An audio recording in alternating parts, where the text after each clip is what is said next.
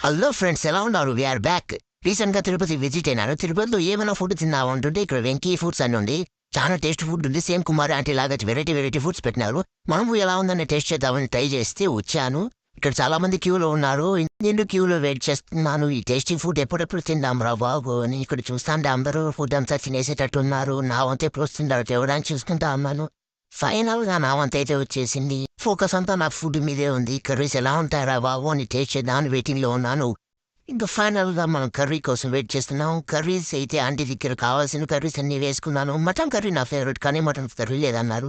సరేలే chicken కర్రీతోన్నా adjust అయిపోదామని చెప్పి యేసుకొని ఎలా ఉందో టేస్ట్ చేద్దామని నా ఫ్రెండ్స్‌తో పాటు వెళ్లి కూర్చున్నాను. 150కి ఇంత టేస్టీ ఫుడ్ దొరుకుతుందనుకోలేదు. ఫిష్ కర్రీ అయితే చాలా బాగుంది. నా ఫ్రెండ్స్ కూడా టేస్ట్ అని చెప్పాను. ఫుడ్ చాలా బాగుంది ఆంటీది చెప్పిన ఆంటీ కూడా హ్యాపీగా రిసీవ్ చేసుకుంది. మీ యూట్యూబ్‌లో పెడదాం అనుకుంటున్నా అంటే ఏమైనా చేసుకొని సావండి, నాకు సంబంధం లేదు అని పంపించేసింది.